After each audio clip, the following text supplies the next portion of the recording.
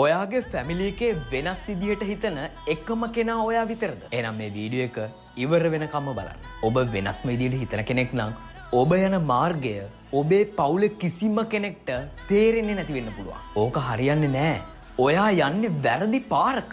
ඒ අයට හිතෙන්න පුළුවන්. ඔබ යන මාර්ගයේ ඕනතරම් කඳුපල්ලම් හම්බෙන්න පුළුවන්. ඉතින් එහෙම තැන්වලදී ඔබේ පවුලේ අයට ඒක පේන්න පුළුවන් ඔබ යන්නේ වැරදි මාර්ගය කියලා. මොකද එයාලා ඒ පාර ගිහින් නැහැ. ඒගොල්ලෝ ඒ පාර තියෙන රහ දන්නේ නැහැ. ඒත් ඔබ මතක කරන්න එපා. ඔබ ගොඩක්ම වෙනස් කෙනෙක්. ඔබ යන්නේ ඔබේ පරම්පරාවේ කිසිම කෙනෙක් ගියේ නැති පාරක. ඔබ යන මාර්ගයේම සාර්ථකව ඔබේ පරම්පරාවේ කෙනෙක් ගිහින් තියෙනවා නම් කවුරුත් ඔබේ මාර්ගය ගැන ප්‍රශ්න කරන්නේ නැහැ. හැබැයි ඔබේ පරම්පරාවේ කිසිම කෙනෙක් ඔබ ගිය මාර්ගයේ ගිහින් සාර්ථක වෙලා නැත්තම් ඔබේ පවුලේ අයට ඔබේ මාර්ගය ගැන කිසිම පැහැදීමකුත් නැහැ. ඔබව හොඳටම දන්න මිනිස්සු ඔබ මොන හරි දෙයක් කරන්න යද්දී ඔබ ඒක හරියටම කරයි කියලා විශ්වාස කරන්නෙත් නැහැ. මොකද පුංචි කාලේ ඉඳන් ඔබේ හැම අඩුපාඩුවක්ම ඔවුන් දකින්න නිසා. ඔබේ දක්ෂතාවය ගැන ඔබට ඔල්වර්සන් දෙන්නේ ඔබව නොදන්නම ඔඩියන්ස් එකක්.